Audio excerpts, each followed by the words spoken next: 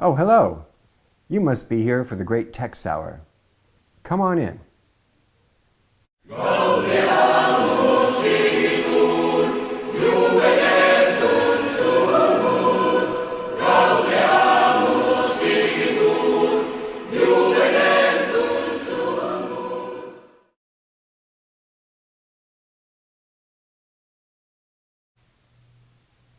Hello, class, and welcome to the Great Texts Hour. I'm sorry we couldn't all be together in person. I pray that you and your family are all safe and healthy. We will push on to the best of our ability, and we will do so by returning to a familiar theme, the allegory of the cave. And I'm sorry you can't see better. We're still going to have to tinker with the lighting and the visual aids, but we will push on. So, we saw how Socrates was trying to get out of the cave, or the philosopher is trying to move from the shadows and opinions of the city to the nature of reality. The one thing I hadn't mentioned earlier is that another way to think of this move is from what the Greeks called nomos, N-O-M-O-S. Nomos basically means law or convention. So in other words, it is the man-made stuff. It is artificial. Whereas the reality outside the cave is phusis. You may recognize the word physics from that. P-H-U, or sometimes it's spelled Y-S-I-S. Phusis is the nature of things. It's not just the law of gravity. It's the nature of virtue. It's the nature of justice. It's the nature of X. So the goal of the philosopher is to move from the opinions or artificial constructs of society to the true nature of things. From what people say it is to what it truly is. And this distinction between nomos and phusis is helpful because it helps us understand why Socrates, at the end of this very long discussion on the city, answers the question about whether the just city is possible with the answer, no. What Socrates explicitly says is that the just city is possible only in speech. It is something we can talk about, but it is never something that can be part of reality in the sense of actual political life. It's not going to happen. And the simple reason is that the vast majority of our population does not love wisdom more than anything else.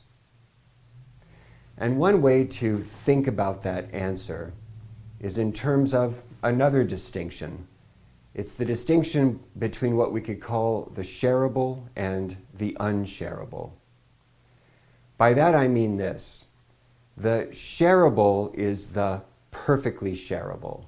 That is to say, something that no matter how many times I give it out, I don't lose anything. Whereas the unshareable is something that could be partially shareable, but is not perfectly shareable in the sense that every time I give it away or part of it away, there's less for me. So, shareable versus unshareable. What are examples of the unshareable? Well, basically the entire world of the sensible. It's anything that the eye or that can see, the ear can hear, etc. So, pizza is definitely shareable, but it ultimately is an unshareable good because the more I give it away, the less pizza there is to give away. Can you think of any examples of a perfectly shareable good? It's a very small list. Knowledge would be one of them. When I teach you that 2 plus 2 is 4, there's not less knowledge of that in my head. It's not that there is less to go around. Conversely, when I love wisdom more than anything else, I am in love with a perfectly shareable good. So the problem is politically that the vast majority of us prefer unshareable goods to shareable goods. We privilege the unshareable and the quest over the unshareable over the pursuit of wisdom, over the pursuit of the perfectly shareable. Why? Why do we do that? Socrates' bizarre thought experiment with the whole 3 waves points to the culprit. It's the fact that we possess unshareable bodies. Did you notice that every one of those 3 waves of ridicule was somehow a wave against the body? It was a wave against bodily attachments, the attachments of love, the attachments of family. So we love unshareable goods because we have unshareable bodies. That is to say, my body makes unshareable demands. I need this much food and this much water. And if there's not enough food and water to go around, I'm going to get a little cranky about it. We have unshareable bodies that make unshareable demands. Does this mean that Socrates thinks the body is bad? I do not think so. I think what he is doing is pointing to the inherent limitations of political life. We are never going to have a perfectly just city because we can never have a perfectly shareable city. We have to take the body into consideration. And the body's not bad. If it weren't for the body, there wouldn't be love and family. There wouldn't be these connections to each other. So he's not vilifying the body, but he is pointing out that the body complicates things. We're not just a bunch of disembodied souls floating around in the ether. To live in a political community also means to have unshareable bodies. To be alive as a human being is to have an unshareable body. So Socrates says the just city cannot exist, in part because of the unshareability of the body and the fact that we human beings love our bodies and the unshareable pursuits that it engenders. So if the just city is possible only in speech, what was the whole point? Why did we spend all of that time talking about these things? I will propose to you 3 possible answers. Number 1 is, at the very least, this talk about the just city puts justice on the table. And not just any kind of justice, not Thrasymachus's version, not Polemarchus's version. It gets us to really think seriously about the idea of justice as a reality outside the cave, as transcendent, as immortal and eternal, and as something that has bearing upon our lives. Number 2, it gets us to think about justice, but not in a utopian manner. It's ironic that the world's first utopia is explicitly rejected by the very person who presented it to us. But that's the point. Socrates, and I believe Plato, are trying to get us to realize that we will never have a perfect cave.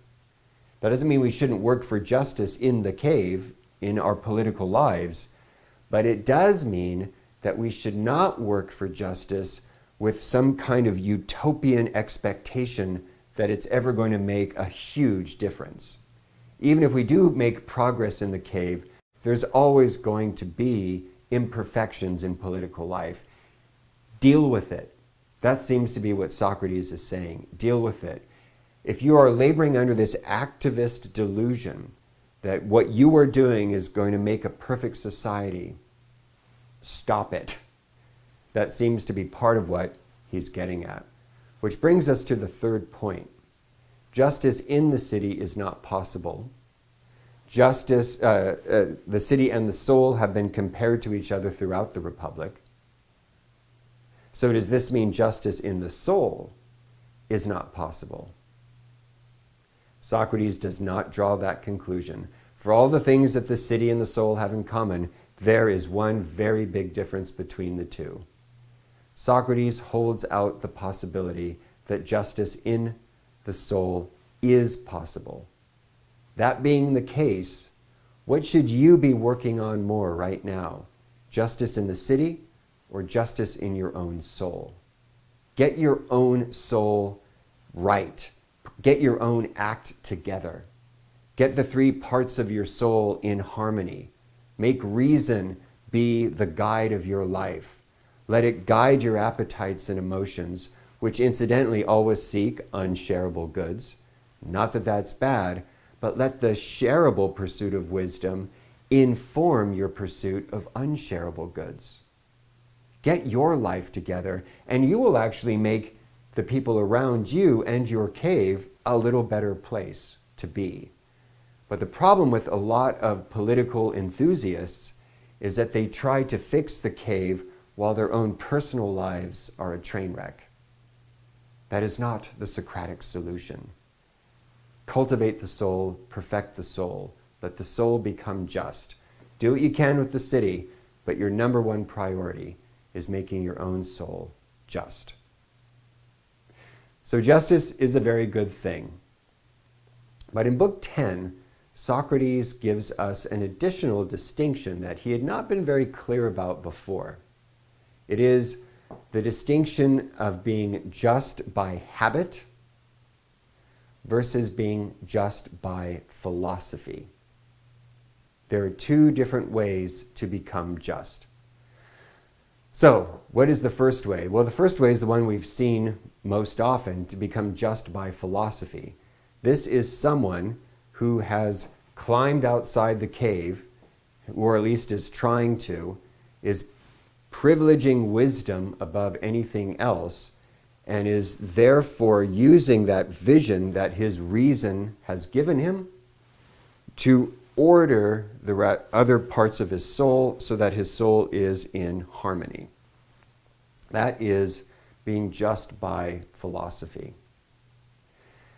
Now, if you are just by habit, on the other hand, it means that the three parts of your soul are in harmony, but it's not because you've actually thought it through. It's not because you've had this philosophical mind that has climbed outside the cave, seen wisdom, seen this pattern of how to organize life, and has acted accordingly. When you're just by habit, basically Socrates says, there is sort of a surrogate reason that is functioning for you instead of your pursuit of wisdom itself. In other words, your parents, your church, the laws of your city, all of these function as a kind of surrogate reason that inch you and guide you in the right direction and do help your soul to become just, assuming that they're just. And it makes your soul just as a result, but it's not because you have thought it through. So, on the one hand, it is good to be just by habit. It's certainly better than being unjust. On the other hand, it's not as good as being just by philosophy. And both of those truths are illustrated in the final story that Socrates tells us in the Republic, which is the myth of And you probably won't be able to see it on this less than auspicious board, but it's very simple. E-R.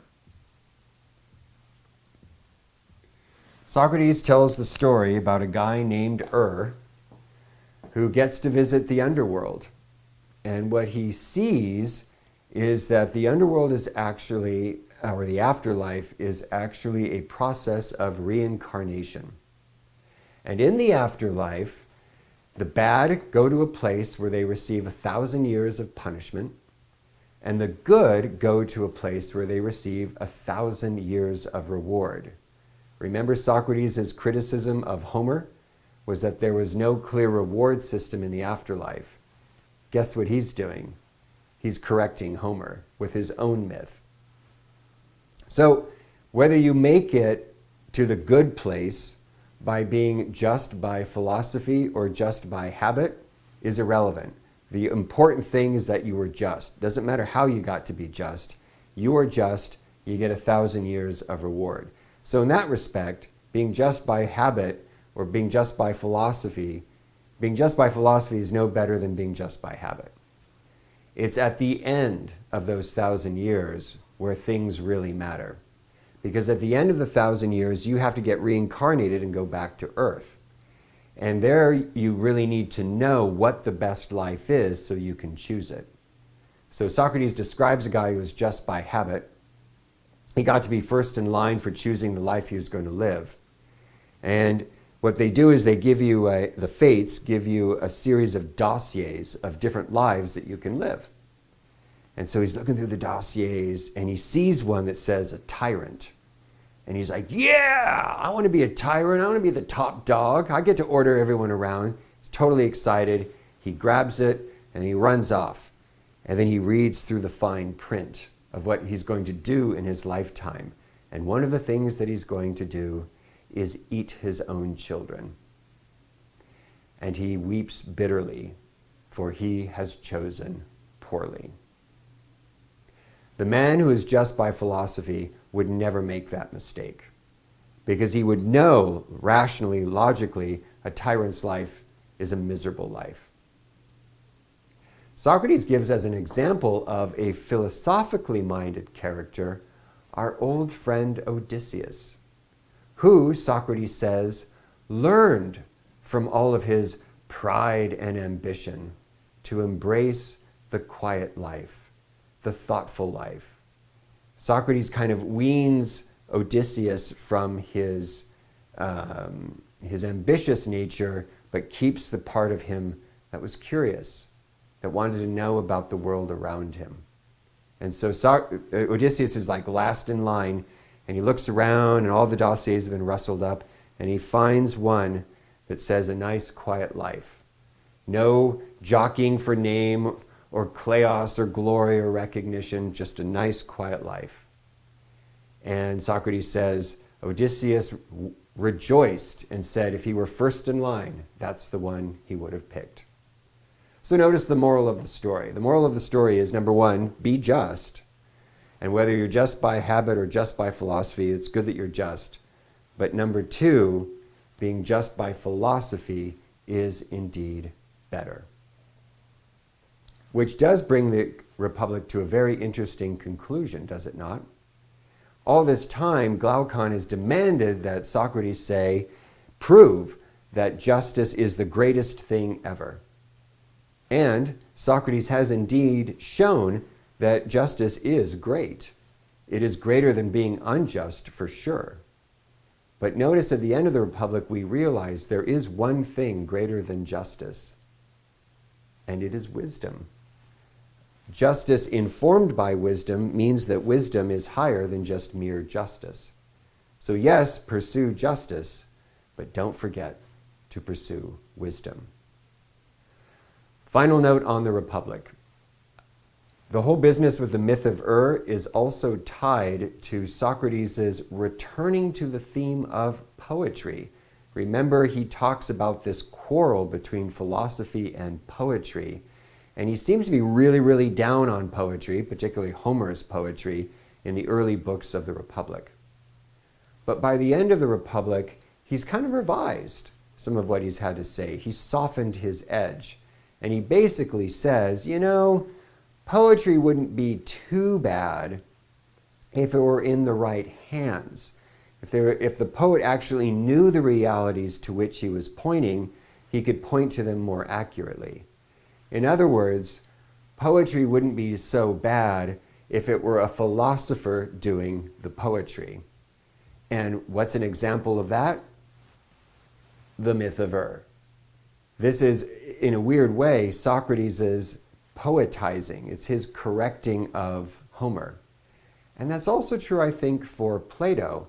At the end of the day, Plato is not against poetry. He's aware of its dangers, but he's not against poetry. How do we know this? From the fact that he has written Platonic dialogues. What's remarkable about the Platonic dialogue is that it is essentially a new form of phusis. It's a new form of craft that he invented just in order to convey philosophy. And one way to think about the Platonic dialogue is that it has all of the advantages of poetry without any of the disadvantages that Socrates says poetry has. It's an ingenious solution to Socrates' quarrel between philosophy and poetry.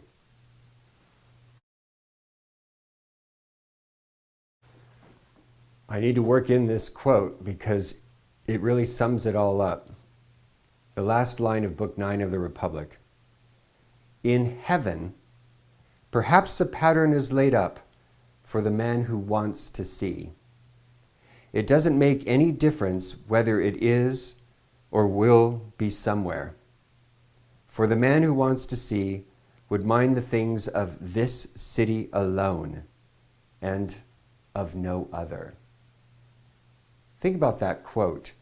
Why do we go through this whole business with the just city? Because it discloses a pattern of harmony. And even though that pattern of harmony can never exist politically, it can exist in our hearts. Apply the pattern to your own soul, and you will be just.